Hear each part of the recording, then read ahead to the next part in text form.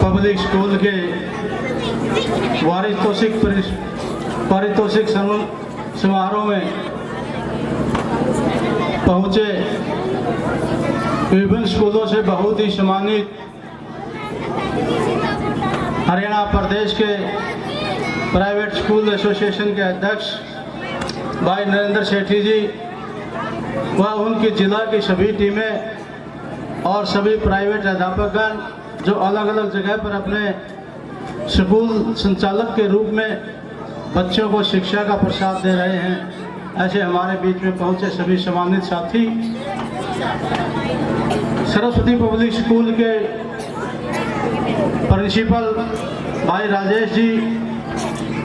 उनके सभी सम्मानित अध्यापकगण, स्टाफ के अन्य साथीगण, नाना गांव के पिता तुल्य बुजुर्गों, नौजवान साथियों,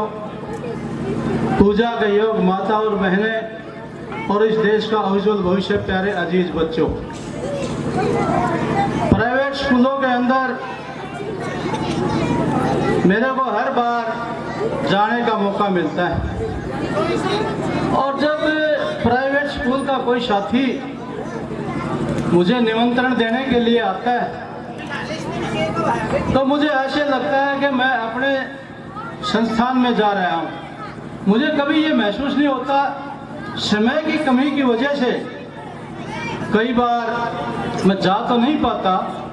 लेकिन जब ये निमंत्रण देने आते हैं बड़ा अच्छा लगता है, क्योंकि मैं ऐसा शायद ही कोई स्कूल है अपने इलाके में जिसमें मुझे जाने का मौका ना मिला हो, अवसर ना मिला हो। तो साथियों, नरेंद्र जी,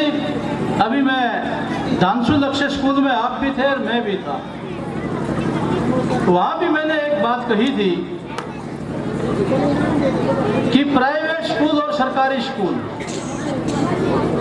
बहुत बार मेरे से सरकारी स्कूल वाले अध्यापक नाराज भी हो जाते हैं, लेकिन मैं बात सही है वो कहा बगैर नहीं रहता कि वहाँ पर इतने क्वालिफाइड टीचर हैं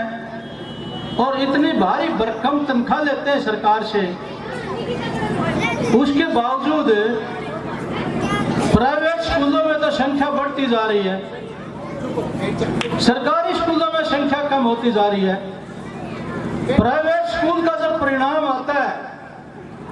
तो इस इलाके में उन स्कूलों का नाम होता है, वहाँ के बच्चे कोई 98% जैसे यादी, मैं उनको बधाई भी देता हूँ उस गुड़िया को जिन्होंने 98% लेकर पूरे हरियाणा प्रदेश के अंदर गांव का नाम रोशन किया, स्कूल का नाम रोशन किया, जो छठे स्थान पर रही, वो बधाई के पात्र है। ऐसा क्यों है? इसके पीछे कारण है मासी, आप लोग जो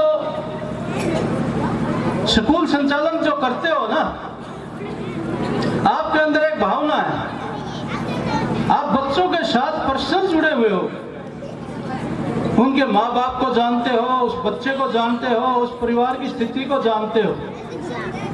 और उस बच्चे के अंदर क्या हुनर है, आप लोग वहां तक जाते हो और उसके ऊपर गौर करते हो।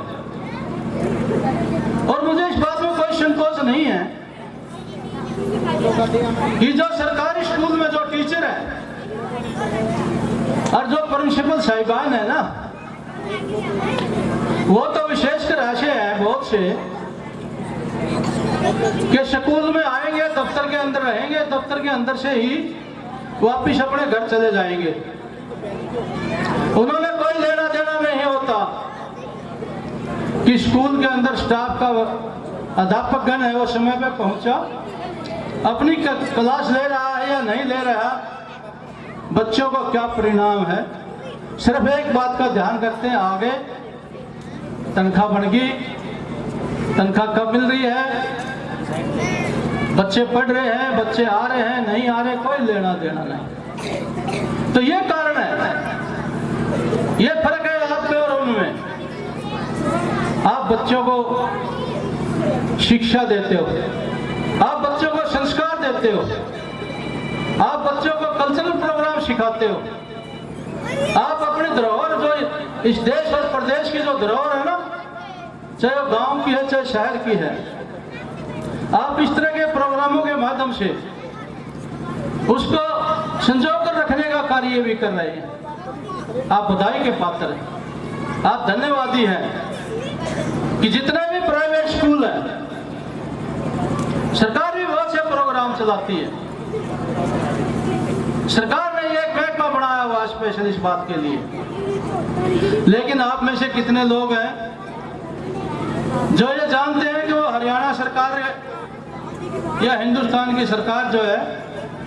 हमारी संस्कृति को, हमारी धरोहर को कितना संजो कर रखे हुए हैं। कोई नेता लोग आएंगे जो डिपार्टमेंट बना रखा है, सिर्फ उसके पहले आएंगे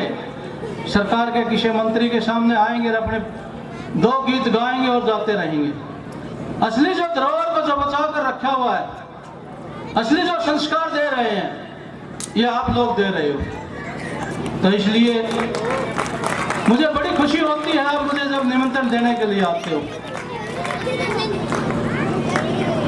मैं आ तो नहीं पाता क्योंकि अपने इलाके में भी बहुत से स्कूल इलाके से बाहर भी जाना पड़ता है, और आपने एक अभी ये जो जिम्मेवारी दी हुई है इसको भी निभाना होता है। जब ये जिम्मेवारी नहीं थी उस समय तो मैं लगभग सभी स्कूलों में जाता था, सभी गौशालाओं में जाता था, लेकिन जब आप लोगों ने मुझे ये जिम्मेवारी दी है तो मैं कोशिश करता हूँ अपनी तरफ से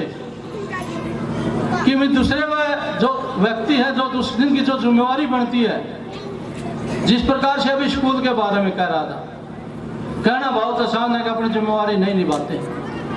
तो मैं इसलिए कोशिश करता हूँ कि जो आपने जो जिम्मेवारी दी है, जो मैं दूसरों को कहता हूँ लागू करूँ पाले। इसलिए मासी आप लोगों को मैं समय कम दे पा रहा हूँ। मेरी कोशिश रहती है कि मैं बरवाड़ा हल्के से बाहर है कम से कम जाऊं। सिर्फ 2 दिन होते हैं जो चंडीगढ़ जरूरी भी होते हैं, चंडीगढ़ के बगैर काम भी नहीं चलता, इसलिए चंडीगढ़ जाना पड़ता है। तो मैं ज़्यादातर समय यहीं इसलिए लगा रहा हूँ ताकि मुझे पता हो किस घर के अंदर क्या समस्या है, किस खेत के रास्ते में क्या दिक्कत है, किस ढाणी में पीने का पानी नहीं है, किस ढाणी में बिजली की नहीं है। इन सब चीज़ों का ध्यान हो,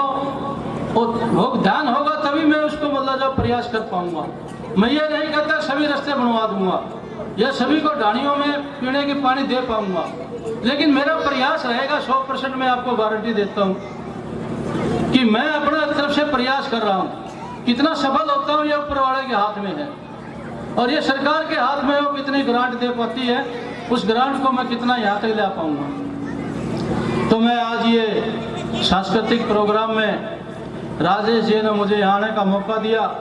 आपके रूबरू होने का मौका दिया, तो अपने 2 शब्द कहने का मौका दिया, उसके लिए मैं संस्कृति स्कूल के संचालक भाई राजेश और उनके सभी स्टाफ को धन्यवाद करता हूँ। और मैं परमपिता परमात्मा से दुआ करता हूँ कि सांस्कृतिक स्कूल का जो लक्ष्य है वो लक्ष्य हासिल करने में परमात्मा इनको ताकत दे, और बच्चे जो यहाँ पढ़ाई के लिए आते हैं, जो लक्ष्य लेकर आते हैं, और यहाँ से निकलने के बाद जो लक्ष्य है उनका, वो उसमें कामयाब हों, ऐसी मैं परमपिता परमात्मा से दुआ करता हूँ। इन्हीं शब्दों के साथ आपका बहुत बहुत धन्यवाद। जय हिंद, जय भारत, जय माता।